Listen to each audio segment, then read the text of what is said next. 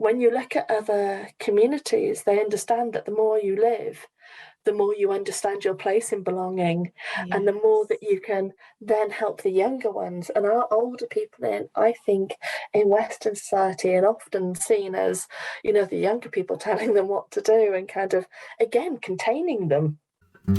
You're listening to the Brave OT podcast with me, Carlin Naik.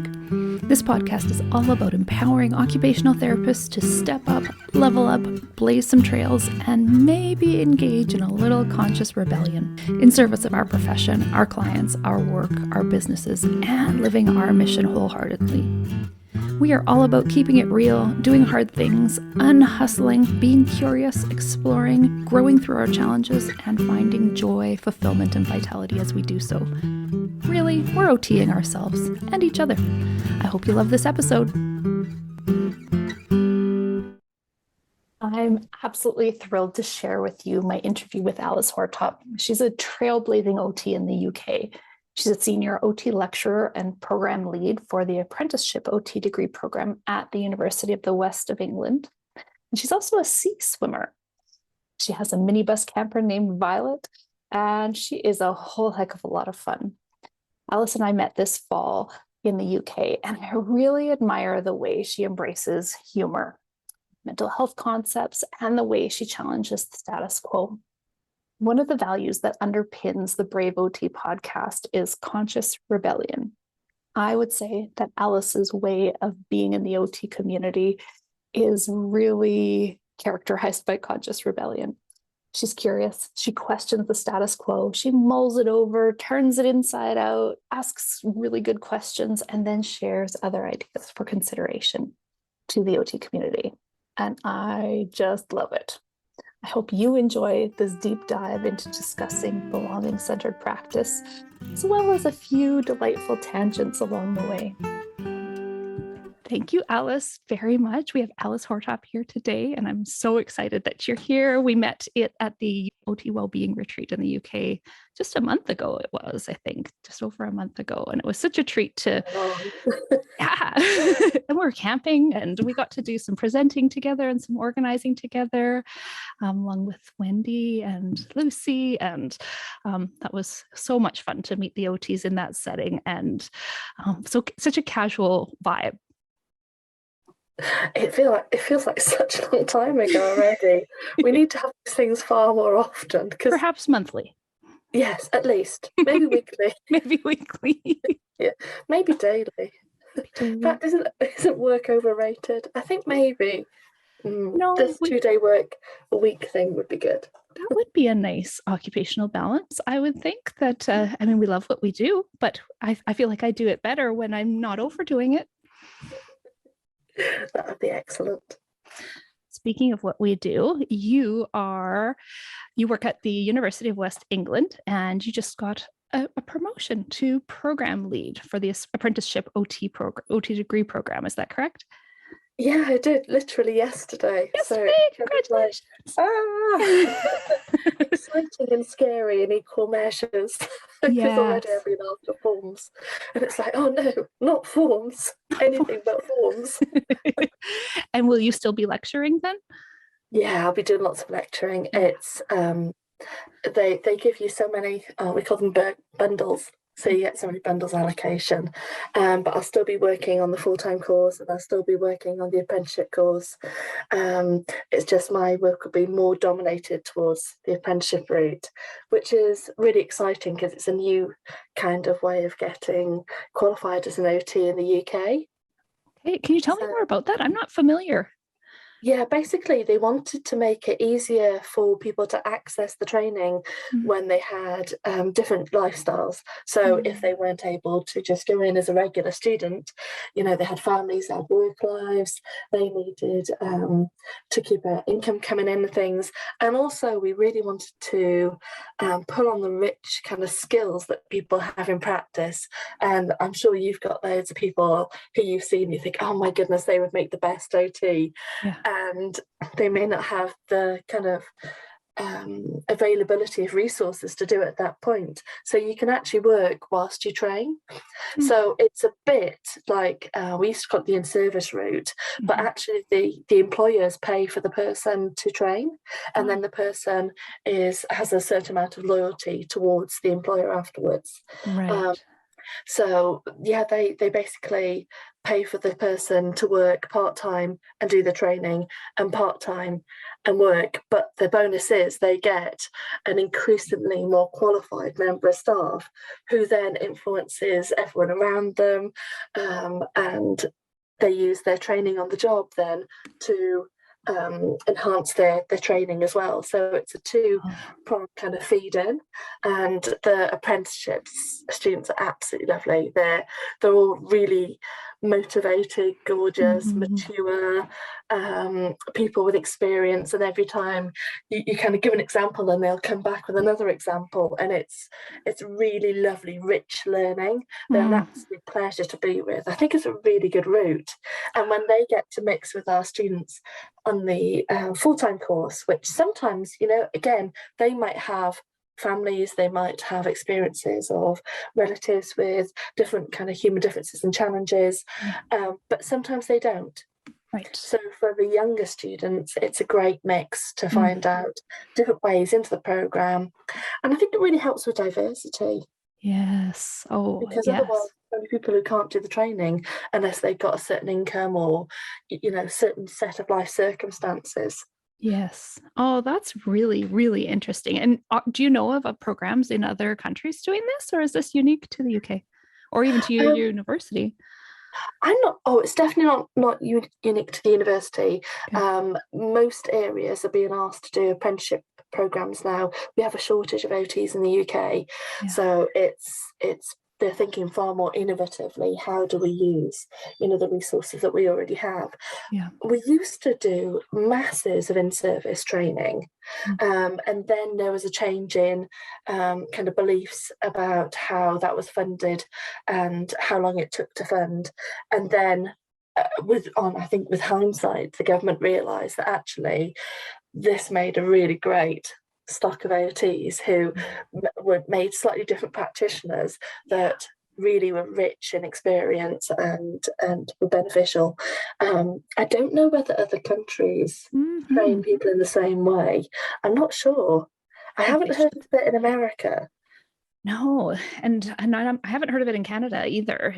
I'd be curious to know a little bit more because I think I think I really see what you're saying too. I know when I went to university for OT, it was a bachelor's degree, and so there were sort of about half of my cohort did really well in their first year of sort of introductory courses and got in right away. They may or may not have had jobs yet, and at any jobs yet. And then there was about half of us who already had a degree, and either it took us a while to get in, or we came to it later, but in any case, most of us had been working, along the way, had been volunteering, had been doing things, so we came with a different life experience. And interestingly, I would imagine that split, we might have had the lower marks in the class too, but that experience adds a richness, right? And having everybody together everybody can learn together, which is wonderful. I think that's brilliant. It's really interesting that it kind of works both ways, doesn't it? Yeah. That actually almost having people with no experience is really, really important, because that reminds us there's something called what do they call it? The knowledge burden, or the curse of knowledge. And once you know something, your ability to be able to take something down to its simplest parts and understand it from point of view of somebody who's never heard of it becomes more and more difficult. So the more of an expert you are, the harder and harder it is to imagine not knowing this knowledge. They do an experiment called the tappers, and they get people to tap out a tune. But whilst they do the tapping, they're hearing the tapping, but they're hearing the tune in their head.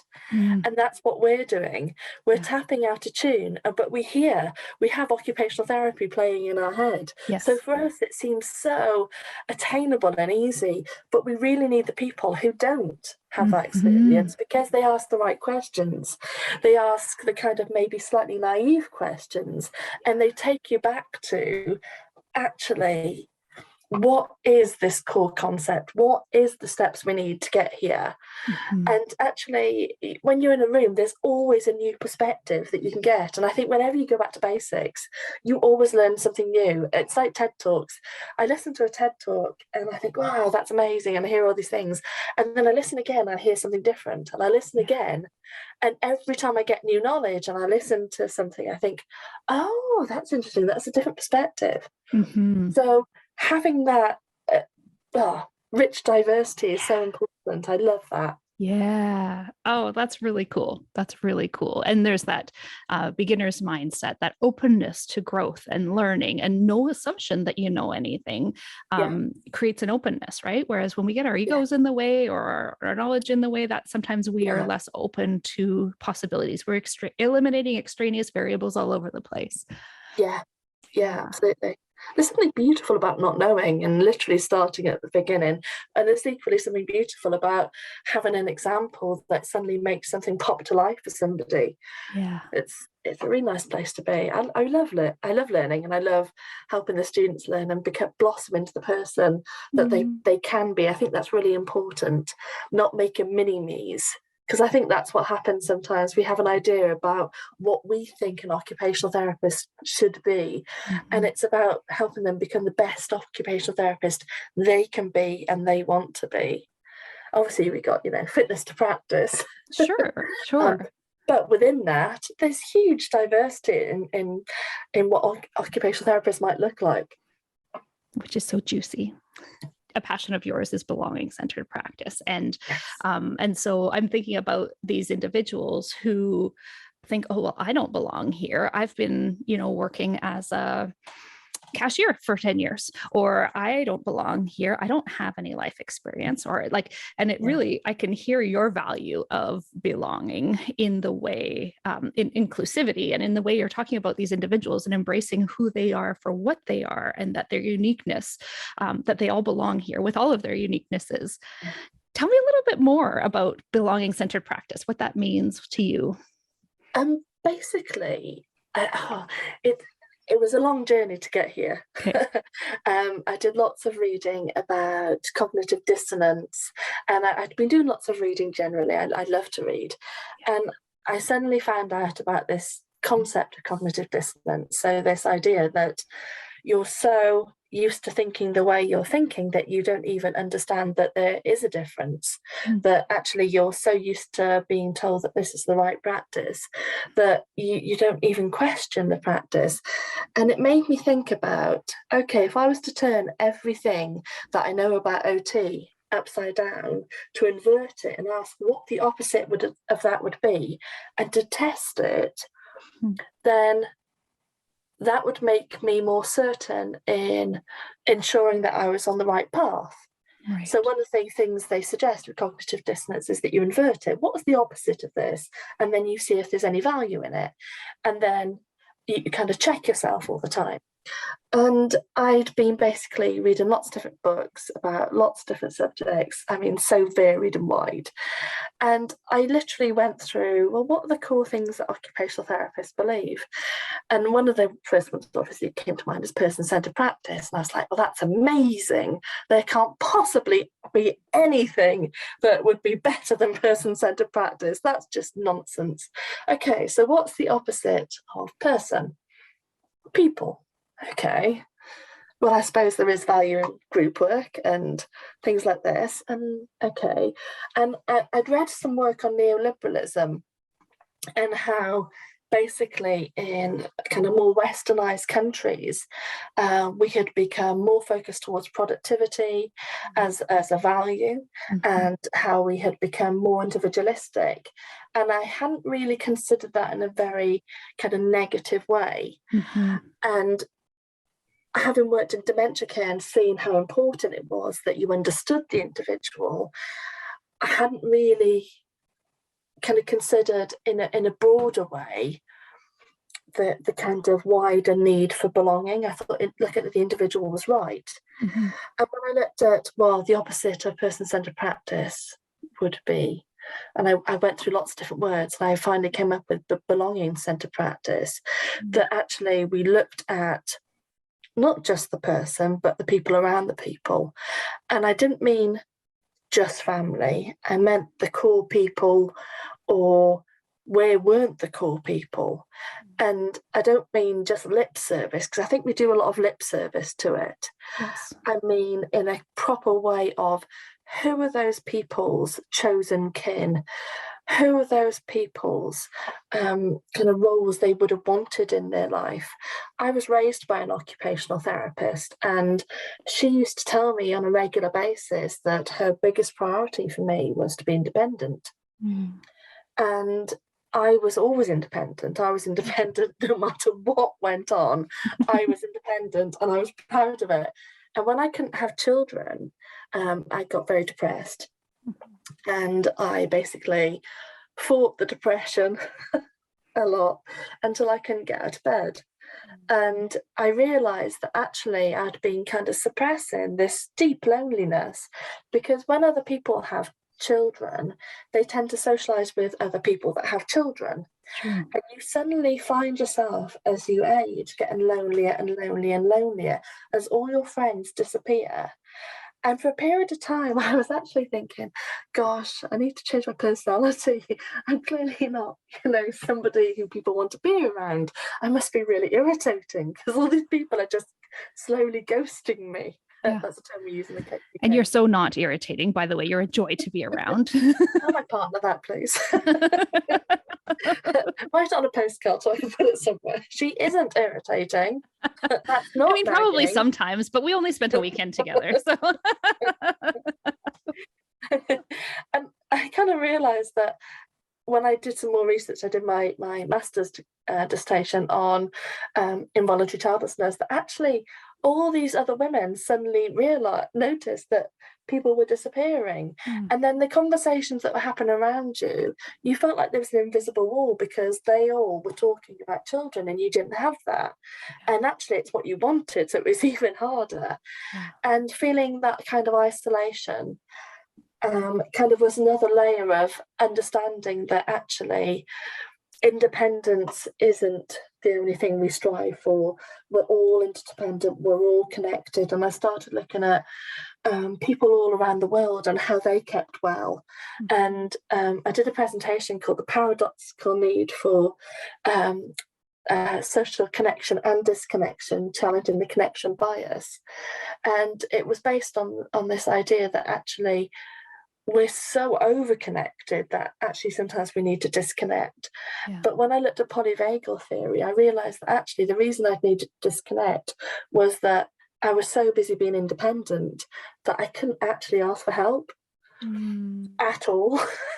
So the only way I could try and help myself was to take myself away for a period of time and work on what would my life be without children. And if I'm really honest, I probably wouldn't have been so desperate for children if I'd had a sense of belonging, because I wasn't dependent on my family, I wasn't interdependent on my family, I wasn't connected with my family. Actually, I come from a very dysfunctional family. I was desperate to create my own belonging, and I couldn't. So it was all these kind of experiences came together, and then I started thinking, well, actually a lot of the people I work with are very lonely and isolated. A lot of people can't co-regulate. Actually, why are we so disconnected as a society?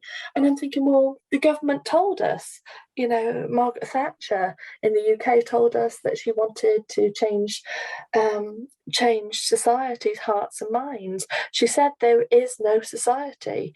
There is man, there's woman, there's child, there's neighbour, but there is no society. She said that in a statement. Wow.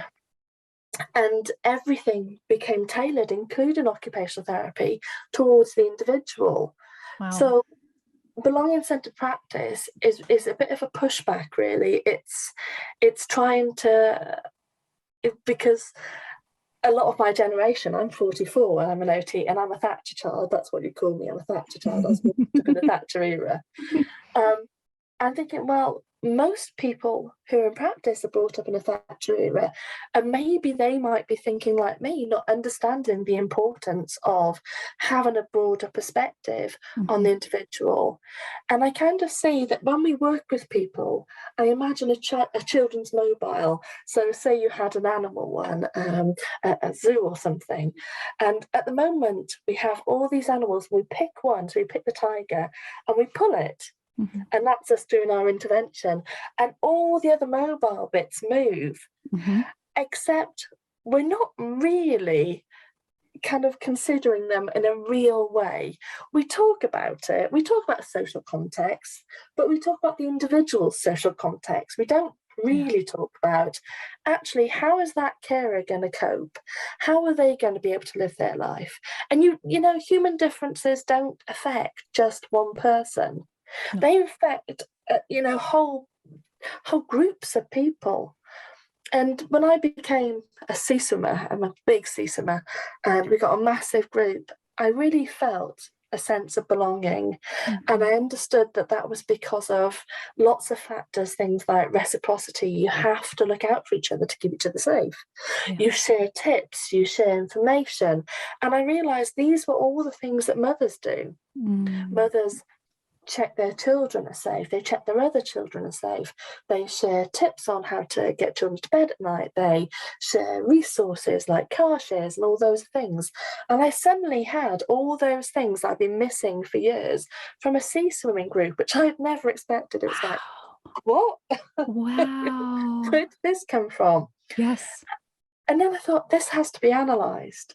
This just needs to be understood.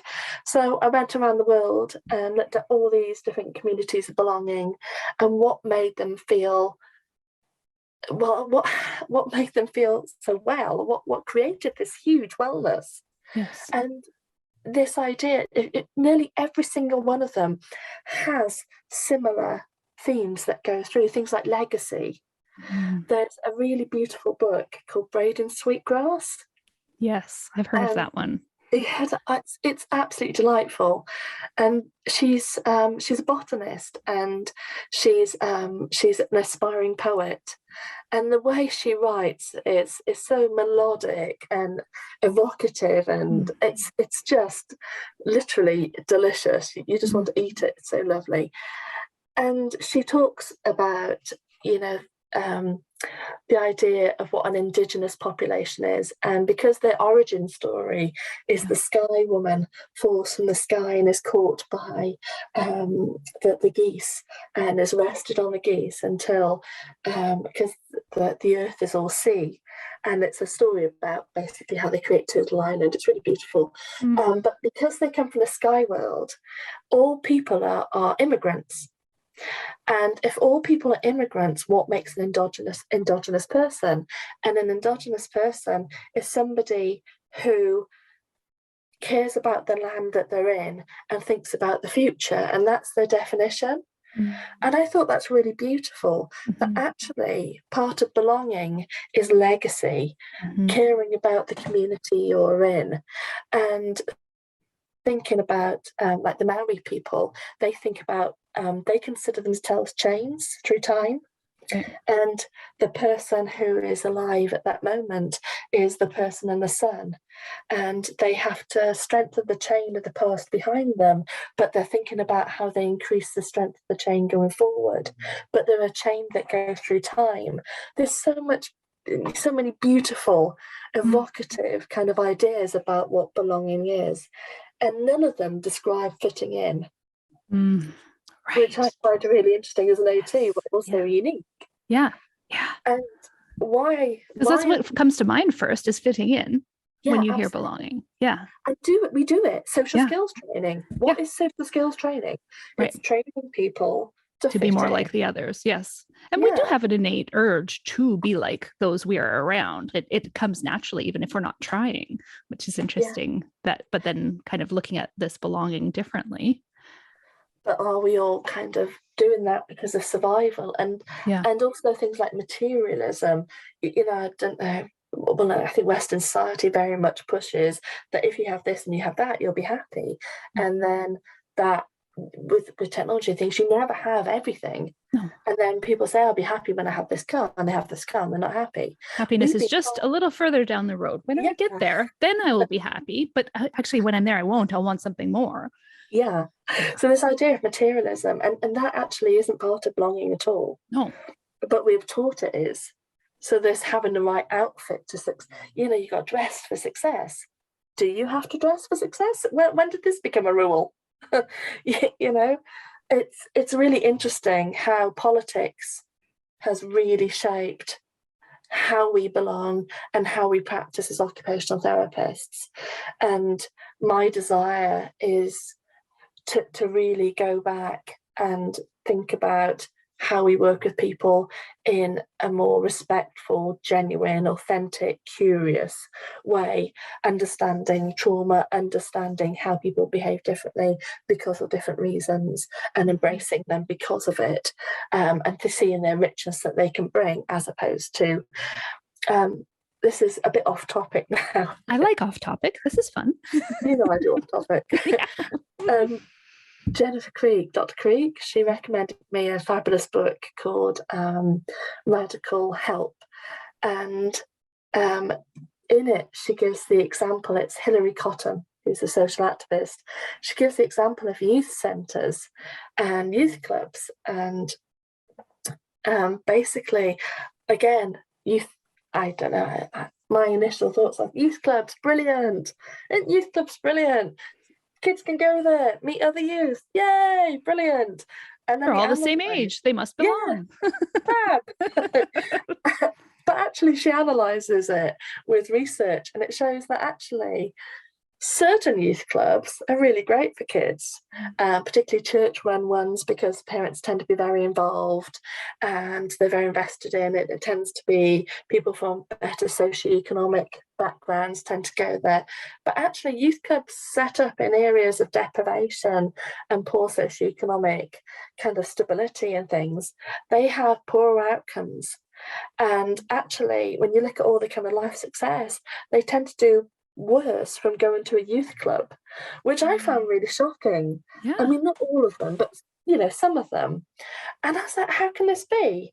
And Putnam, who he wrote Bowling Alone back in 2001, he talks about bonding relationships and bridging relationships. And bonding relationships, and those kind of deep friendship ones and bridging ones, are ones where you learn how to interact in different ways. So you learn how to interact with diverse people and you make diverse connections. And what they've shown actually is most job outcomes and kind of success outcomes are more about who you know. And who you know is partly influenced by what you can do. If you can afford golf, if you can afford to do that activity, if you can afford to have that suit, if you can afford to kind of mix with different types of people. But I just think it's an area that occupational therapy could really look at, where we think sometimes we're doing the right thing, but are we always doing the right thing? Right. And actually what we're doing with these children is containing them, because we're afraid of what they'll do if we don't contain them. Right. And that's keeping kids off the street because we don't want them to do crime, etc. Yeah. But actually, is that really helping them, or is that for our benefit? Right. And I just find that if we look at anything with a surface kind of view and a surface eye, we won't see the full picture. And that's kind of where this research has come from, that I just think there's big questions to be asked about everything. I love your curious approach. We share a lot of values around curiosity and authenticity and questioning things. I absolutely love a t-shirt that you were wearing at the retreat. And I wrote down the title. What does it say? Well-behaved women seldom make history. It's just that sense of, well, do I have to accept that? Let me just question that. Let's try the opposite. Let's explore from another angle. Let's not accept everything that's been sent our way. And I so appreciate that about you. Can you give an example of how an OT might use belonging-centered practice to think of something that we might commonly do and something we might do a little bit different if we're coming at it from that approach?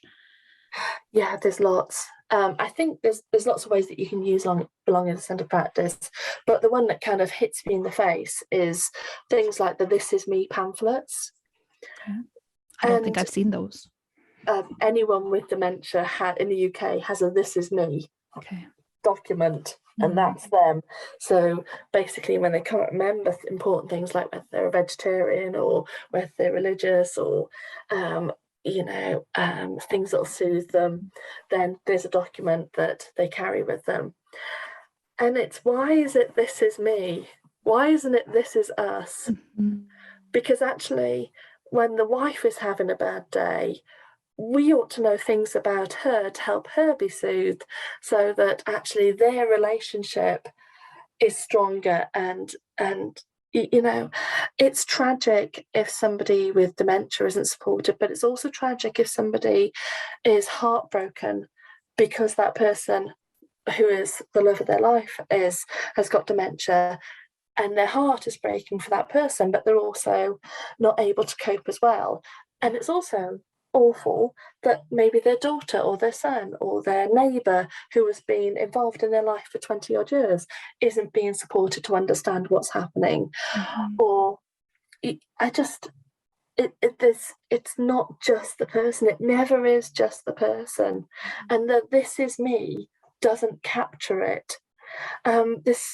We had an example when I worked in dementia care of, we were doing lots of activities with the clients, and the clients were doing fantastically well. They were having a really, really good time. They were all very person-centred. And my colleague did some gardening, and one of the clients ate a marigold seeds. It was got quite a few seeds, actually. And we called the poison unit, and just so everyone knows, you can eat as many marigold seeds as you want, because you won't die. Just crack on, eat your marigold seeds. Crack on, no problem. We checked the poison unit, marigold seeds are safe. But we were quite concerned initially, and my colleague phoned the relatives to let them know, just because she felt a duty of care, to be honest. And they said, "Oh my God, what the hell was he doing? Gardening?" And they were like, "Oh, he gardens every week, and he dances, and he goes to baking." And they were like, "But he can't do anything." And it was like this, we haven't communicated. And actually, we were so busy being person-centred. Right. And because of GDPR, sorry, that's confidentiality in this data protection in our country is GDPR, you don't tell anyone anything without permission. Right. So if we'd have been communicating that actually your relative did X today and had a great time, this is what they learned, we don't want them going home and then being kind of quizzed on what they did, because with dementia, being quizzed on what isn't great. However, for the person to know that actually their loved one didn't just go and sit in a day centre, bored all day, they had a rich, fulfilling day, that helps their mental health and also helps them, inspire them to what they might want to be able to do at home. And that's the whole point, isn't it? So if we're saying, so we made these little notes saying, today I did X, Y, Z. And it was simple, easy, print them out. Whoever went to that group, tick box thing, did that. And it made a difference, because all of a sudden the relatives started thinking, oh, well, maybe he could help with baking. Maybe she could do this. Oh, I get her to make the bed with me. And it creates ideas of possibility. But if you're only ever thinking that person in front of you, you just don't think that.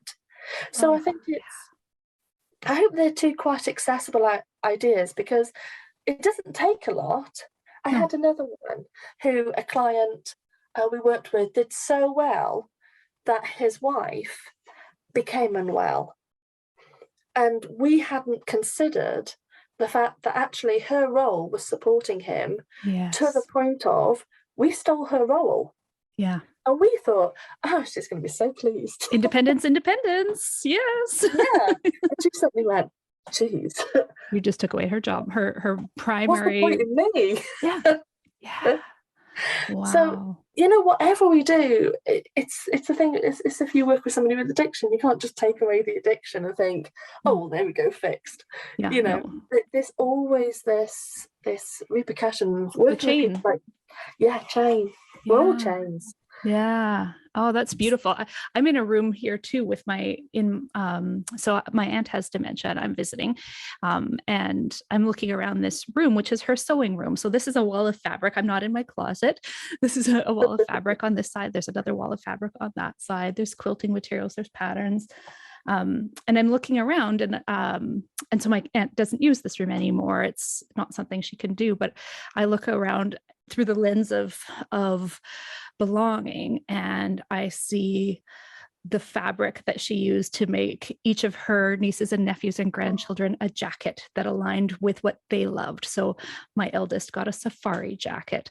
My nephew got a puppy jacket. My other one got a race car one, and all of these things. And I see all of those fabric remnants, and I see quilts she made for people. And I see she made my uncle suits, and she made her own dresses. And over where she would sit mostly, I see her sister's phone numbers. I see all the notes and reminders she wrote for herself to remember to do certain things as her cognition was declining. I see photos of her sisters and her mother and her husband and her children and her grandchildren. And it's not about the sewing. No. No. No, it's so much more. And all those beautiful things would make the richest reminiscence activity. Yeah. Whereby if you just went, oh, she really likes sewing, and you went and got a sewing kit that's been simplified for somebody with dementia, you would lose so much. And all those connections would be just gone. And it's so important. And I think quite often when they look at things like Simopi and they talk about the spirituality, and people quite often struggle with, well, if they're not religious, what's the spiritual? And it's the essence of somebody. It's their history. It's their connections. It's how that one person made them spark inside. It's all those things that make us human, which I think that's something that I think takes a while for the students to understand, to get in touch with this idea. I think it takes a while for a human to understand that about themselves, almost a whole half lifetime. And you're absolutely correct. And that's part of the other thing that I see in the belonging as well, that when you look at other communities, they understand that the more you live, the more you understand your place in belonging, and the more that you can then help the younger ones and our older people I think in Western society, and often seen as, the younger people telling them what to do and kind of, again, containing them. We contain anything we're not sure of. Right. And actually, they're the ones who get this huge amount of wisdom. Yeah. I feel like I know so much more. And I'm not putting young people down, because I got students who are bright as buttons, who got amazing insight, who are beautifully empathetic, who, are fantastic. But there is something that comes with experiences and being able to grow from experiences. It's a horrible thing to say sometimes, but when a student has a negative experience, I say, I'm so sorry. And then almost the next breath, that's going to make you a really good therapist. Yes, it's so true. They can only see the screw up at the time, and they can't see it. Can we share a little bit about the funny thing we did at the retreat related to that? Yeah, go for it. So it was, and I don't remember because you guys did it last year when I wasn't involved, and so I'm sure the purpose was discussed more in advance. But it was very clear that the purpose of this F Up Cafe, or you called it a Beckett Cafe, right? It's an E instead of a U. Yes. And it's far less rude, honestly. In the UK, it's far less rude. You just change it to an E, and it's an Irish kind of, because somebody can be feckless as well, and somebody can, you can be in poor feckle, which means you're not well. Yes. So it does have other meanings. So it seemed to be that we were trying to, people had an opportunity to tell stories about the times they've messed up, and what it appeared as participant and observer was that the intention was to unhook a little bit, create some humor. We could all laugh together about these things that seemed like horrible mistakes at the time, and maybe have a bit of healing of our own. But also, I think next time you can go, oh yeah, I really messed this up, but so-and-so survived that. And this was nowhere near as bad as that story that she told that night in the tent over gin. Yeah. And I think it was started by a group of businessmen who are with, and they've actually franchised it. You can buy a franchise to set up your local. They call it something else. I call it the Irish version. And you can buy a franchise, and people go and tell stories where they've done small things, funny things, but also huge things, big errors. Yeah. And it's about this idea that we always are on show. We're always showing our best selves, and that's part of fitting in again, isn't it? Yeah, but actually, isn't it refreshing for somebody to go, do you know, I'm absolutely useless at X. And there was this really good book by somebody. What was his name? I've forgotten his name now. He looked at music, and he looked at the history of music, and he looked at when people stopped singing. And it was at the time when they started making these big music halls, and all the best singers basically found jobs doing music in the music halls. And as soon as people started singing professionally, everyone else started feeling not professional, not you have expert. to be good to sing, right? Yeah, it's not just a human thing. You must be good. No, everyone has to be good at everything. And it started this. And also, very much in the West, you sell your expertise. You get good at something to sell it. Everything is a commodity to be sold. Like people have said about me selling person-centered practice, I said that misses the point. The whole point is everyone should be able to belong. It's not me selling anything, and it's not mine. This is life lessons that we've all learned. This is looking at, that would be cultural appropriation to sell what I've learned. And we live in a society where we're trying to sell our expertise, and this really celebrates everything that we are in our human fallibility and actually our fragility. And there's within kind of other cultures, you look at Japanese culture and wabi-sabi and things like that. Probably pronounce everything wrong, just so everyone is aware at home. If you go and say anything I've said and think you've got the accurate pronunciation. It's your accent. Yes, it's an accent thing. It's not because I'm rubbish at this. They actually have, they like artisan pieces because it's got the unique fingerprints, the people. It's Maker's mark, yes. Yeah, you have the artisan where they're expert, but also the uniqueness of each one will not be the same because it's handmade, and that reflects nature. Each leaf is different, each tree has a different angle, and there's beauty within those differences and nature. And then there's anti-fragile, which is part of belong-centered practice. That actually what we tend to do is when something breaks, we just rebuild it, as opposed to seeing this as an opportunity to rebuild and regrowth. And actually everything that happens is an opportunity for growth and rebuilding. But why rebuild the same when you can rebuild better and stronger and wiser? And that's that kintsugi, where they break china, and they rebuild it with gold and silver, highlight the cracks. And it's more beautiful for being broken and being repaired, because now it's object and it's human. They've got a connection, and it's a reciprocity. That reciprocity has happened. And the native kind of indigenous populations, particularly Canada and America, have got beautiful connections. They said that in the book, they said that 70% of the English language is nouns, and only 30% are verbs, which are doing, whereby something like 70% of their language is verbs and only 30% is doing. And if you considered a relationship with things like the sea and things like the trees, and you actually thank them and realize what they gave you, then you'd be less likely to hurt them. You wouldn't just throw the rubbish in the sea, because actually the sea is alive. And actually, you know, it is alive. I get different water every day, Yeah. you know, and it treats me differently, and it's linked to the moon, and we tides change, and it's I think we've become very disconnected if we think our only relationships are with just other humans.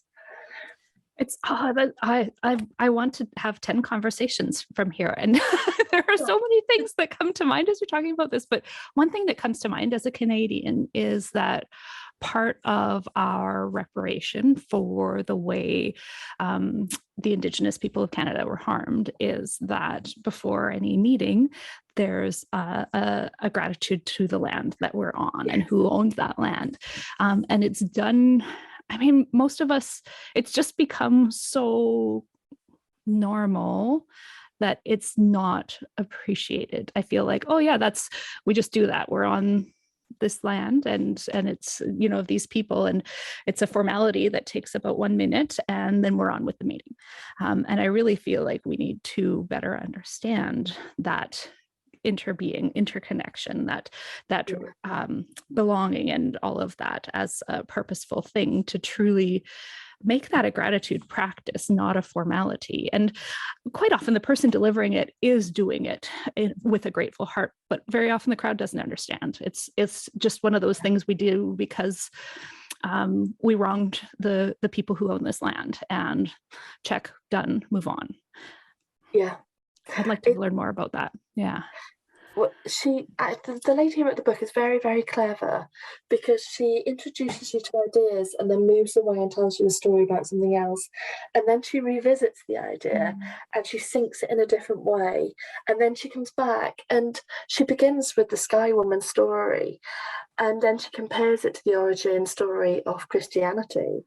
And it's not a criticism of Christianity, it's an understanding of how one is based on the earth saving the Sky Woman who's pregnant and has a child, and the other is based on original sin.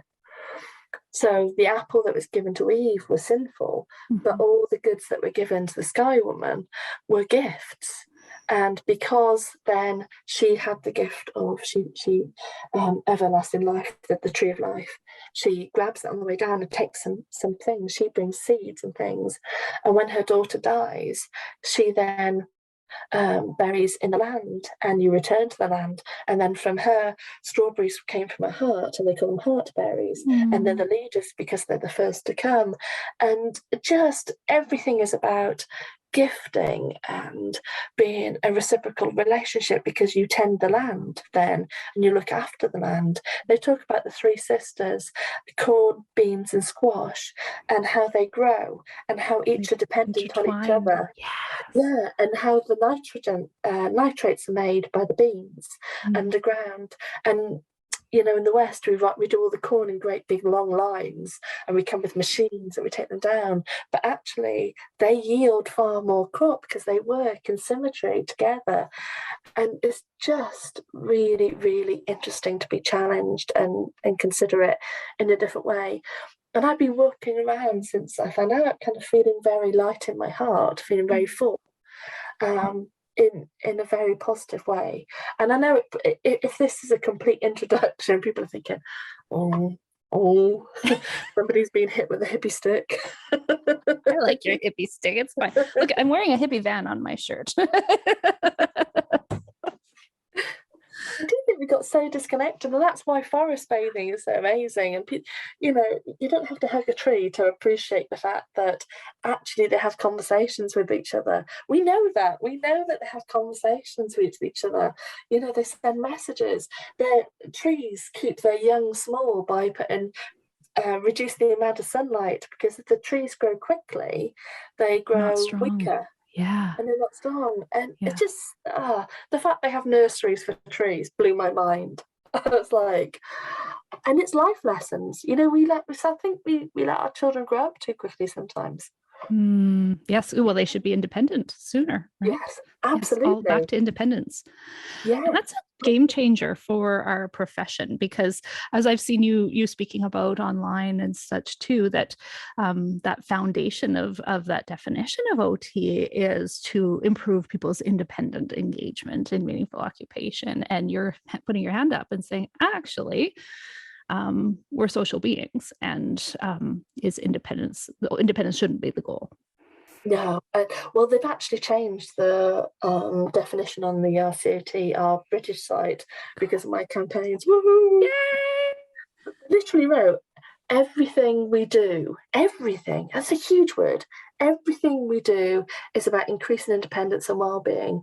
Those two things are not mutually exclusive. Actually, if you're too independent, you're not well. Yeah. And it's often a trauma response.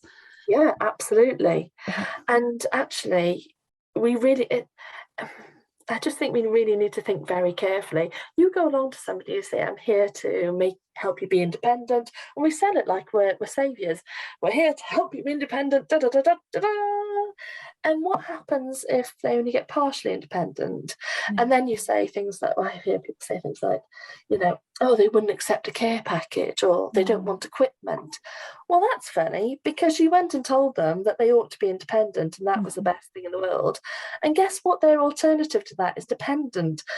And you look at the synonyms for dependent, and it's fragile, weak, a burden, all these awful words. And it's no wonder then we can't really work with people. And I like the book by Gaben Matei, the trauma specialist, the doctor. He did one called The Body Says No. And he talks about the link between inflammation in the body and all sorts of different conditions, and how any kind of condition that's got an inflammatory base, including Alzheimer's, rheumatoid arthritis, fibromyalgia, often there's a trauma background to these, where people have had all sorts of difficult times, had all sorts of difficult coping strategies. And it's not about, like, the criticism to that way of thinking is that people are therefore at fault of their condition, and that's not what's being said. What's being said is that because of their experience, their nervous system and their endocrine system and their immune system are reacting in different ways. And actually, if they're not given support and they're not kind of facilitated to be able to have support, then actually you're continuing to put pressure on the nervous system, their immunity and their hormone release. And we know, that the mere anticipation of a smile releases endorphins, reduces cortisol production. If you don't think you're going to see anyone who's going to make you smile for a whole week, how is that impacting on your endorphins? And I'm not a fan of, smile through your tears or any of that kind of toxic positivity. We both discussed this. Yes. We're both very anti-toxic positivity. And yet very positive humans, yet toxic positivity and not being authentic is a problem. Yes. Yeah. But this idea that actually we're doing a disservice by telling people, to get on and buck up and all these sorts of things by society, and be productive and, work a 5-day week and don't take extra leave, and, all these sorts of things are just putting pressure on people who've already had trauma, already had difficulty, or actually we know that co-regulating those things would be much more helpful. But, people with rheumatoid arthritis, they've looked at the personality type, and people tend to get on and do and fight, and that's not a bad thing. But at the same time, they're less likely to take pain medication. And I worry that part of that is us saying independence, productivity, independence, productivity, independence, productivity. If that's the message we're sending, not take care of yourself, I worry that we are potentially adding to the burden of whatever the condition is. If there is a link, like they call it psychoneuroimmunoendocrinology, I think that's the bloody word. That it makes me think of, I worked in chronic pain for some time, and persistent pain, I think we say more so now, but I think about, the secondary gain of pain and how this person's very pain focused. It's a negative thing. Let's help them be less pain focused. Well, the pain focus is actually seeking social connection and validation, right? It's seeking that sense of reciprocity and care where maybe it was missing. But if we teach them to be less pain focused and do the things, I mean, often it's occupational engagement that is improving a lot of things, but that criticism of that fundamental need for connection, and that the pain is the thing that gets connection, it's completely different through this lens. Yeah, it's worrying, isn't it? I think we're so judgmental of people. Yeah, I think we've just become so intolerant, and I try to check myself, because I am a quick to respond, but I've realised that I sometimes, if you heard the old phrase, you might not have it where you are, but other people load the bullet, but you shoot the gun. No, I haven't heard that. Oh, I will hear other people complain about something, and I realised it's something that's kind of come from my childhood, where I would be the one who sorted things out. Yeah. So I was the one who would do things. And I think I've just picked up this habit that other people complain about stuff and I go and sort it out. And other people load the bullet and I shoot the gun. And sometimes I can be over-functioning, right? It's, also harsh with it. Yeah. I can say things which I wouldn't normally say, because I believe in kind of being kinder. But I'll say something quite harsh or a bit kind of a dig, and actually it's not from me. It's from other people. Yeah. And it's something I've become aware of quite recently, where I thought, actually, you didn't want to say that. Yeah. And actually it was because so-and-so and so-and-so has been in your ear going, no, they do that.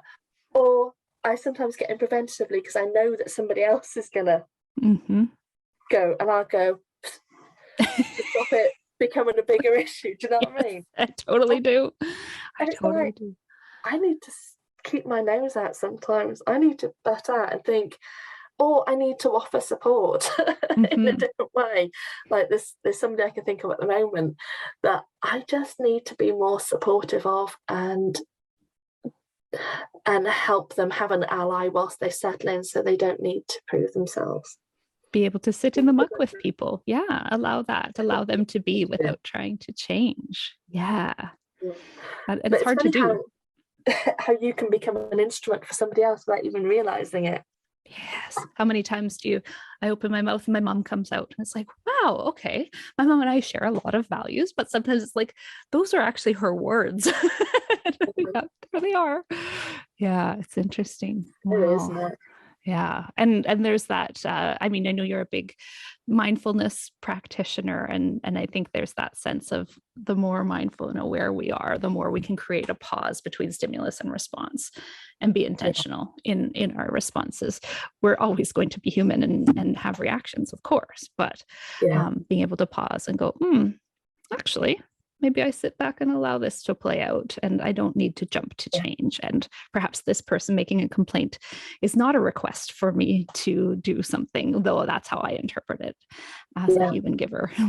Yeah. Oh, there's always other ways to respond, isn't there? And just knowing there's different ways to respond. I think it's being aware of your responses. Just being aware. I think that happens with age. You suddenly start to think, well, a bit like the independence thing. You think, well, if it's not all about independence, I wonder what else. I wonder if there's anything else I could have a little pick at and pull a thread and see whether the cloak falls apart. Curiously, in the name of science. All about science, obviously. Did you, in your reading, did you come across interbeing the way Thich Nhat Hanh describes it? I haven't. I pulled up a little. It really aligns with this. And so one writing that he wrote was, let's see. I mean, it's written in 2017. I think he died about a year ago. interbeing. So he says, about 30 years ago, I was looking for an English word to describe our deep interconnection with everything else. I liked the word togetherness, but I finally came up with the word interbeing. The verb to be can be misleading because we cannot be by ourselves alone. To be is always to interbe. If we combine the prefix inter with the verb to be, we have a new verb, interbe. To interbe, and the action of interbeing reflects reality more accurately. We inter-are with one another and with all life. And he goes on to talk about all of the elements and nature and humans, but it sounds really aligned with this sense of the Indigenous cultures. And he's Vietnamese, I believe. And so thinking about around the world, and then we can get into Jung, and we could have a whole 5-hour conversation, but I think it's really, really cool. All the things you're talking about and the way you inspire these OTs, these up and coming OTs, and inspire OTs around the world. I love how brave you are to step out and speak your truth and challenge things. Be a not a well-behaved woman, because you are making an impact, and I thank you for that. You are changing things on a grand scale, and I very much appreciate your mission and you just being you, because you're hilarious. We didn't even get to humor. Well, we had lots of laughs. We do have lots of laughs. And we've talked more about the Irish. What does being brave mean to you? Oh, that's a good question. I haven't really thought about that. I should have asked you in advance to consider it. Do you know, on the things that we've talked about today, I think being brave is often considered adopting somebody else's superhero-ness. I know it's not a word as such, but I wonder whether being brave is actually really looking at yourself and considering you on a really, really, really kind of deep level in your relationships, and being willing to question them, improve them, see where you've been wrong, start again, refresh. And I wonder, sometimes we have a tendency to move on when actually there's a lot of growth that can happen through repair. Thank you for that. I love that. Love that. How would you like people to connect with you? Ooh, through chocolate. No, I'm joking. You have a Facebook group? And Facebook, Facebook group. We've got the Belonging Centre practice, but also I'm laughing OT on Twitter. Okay. Yeah. And the Facebook group is the Belonging Movement, right? Is that the proper name if people are searching it? I'm glad you said that, because I couldn't quite remember. I went looking for it. You said you're in the group, and I went and I looked for it and went, oh, there's a belonging group. Oh, there you are. Yes. There's the Belonging Movement, that's right. Belonging Movement, yes. And you're quite cool, in case they want to be involved in my research. And the Laughing OT on Twitter. Yes. Oh, just laughing at. I'm laughing OT. Yeah. I love it. I love it. Well, thank you so much for being here, and thanks for being my first interview. Thank you very much for having me. I feel like I've come to your house for dinner. Thank you very much for having me. My pleasure. We'll have to sew a little bit here. Sorry. Thank you. You're an absolute star. Well done. Congratulations on your new podcast. Thank you. Appreciate it. And obviously you're doing a fantastic service helping us out there, because we need to be inspired. We need to be inspired and question, and having resources like this is so helpful. I can direct my students to you now. I think that you and I messaged back and forth a while when I was trying to come up with names, and I wrote out all the values and all of the things that I want to represent, and it's always broad and complicated, and like a spider diagram. I think in a spider diagram, or swirls. I never think in a linear fashion. But when I look at how I'd like to inspire people, I think it is to be brave, to take risks, to understand that that's going to be uncomfortable. There's going to be fear involved. Not everybody's going to like it. And that sense of curious exploration and questioning things and trying things and learning from our mistakes, that's brave. Brave isn't the absence of fear.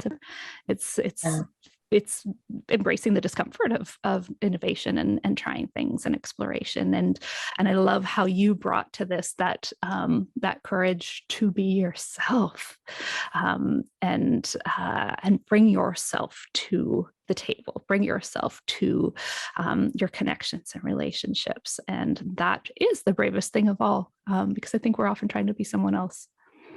Everyone else is taken. You can only be yourself. Yeah. Yeah, I love it. Now, if you enjoyed this episode, I invite you to connect with both Alice and I on your platforms of choice. Alice has a Facebook group called The Belonging Movement, and you can find her on Twitter as Laughing OT. I have a Facebook group called OTs Rising Together, and you can find me mostly on Facebook at Carlin OT Coach. Thanks for listening. I can't wait to hear how you like this. Absolutely. All back to independence. Yeah. And that's a game changer for our profession, because as I've seen you speaking about online and such too, that that foundation of that definition of OT is to improve people's independent engagement in meaningful occupation. And you're putting your hand up and saying, actually, we're social beings, and independence shouldn't be the goal. No, well, they've actually changed the definition on the RCOT, our British site, because of my campaigns. Woohoo! Yay! Literally wrote, everything we do, everything, that's a huge word, everything we do is about increasing independence and well-being. Those two things are not mutually exclusive. Actually, if you're too independent, you're not well. Yeah. And it's often a trauma response. Yeah, absolutely. Yeah. And actually, I just think we really need to think very carefully. You go along to somebody and say, I'm here to help you be independent. And we sell it like we're saviors. We're here to help you be independent. Da, da, da, da, da, da. And what happens if they only get partially independent? Mm. And then you say things like, I hear people say things like, oh, they wouldn't accept a care package, or they don't want equipment. Well, that's funny, because you went and told them that they ought to be independent and that was the best thing in the world. And guess what? Their alternative to that is dependent. And you look at the synonyms for dependent, and it's fragile, weak, a burden, all these awful words. Mm-hmm. And it's no wonder then we can't really work with people. And I like the book by Gaber Mate, the trauma specialist, the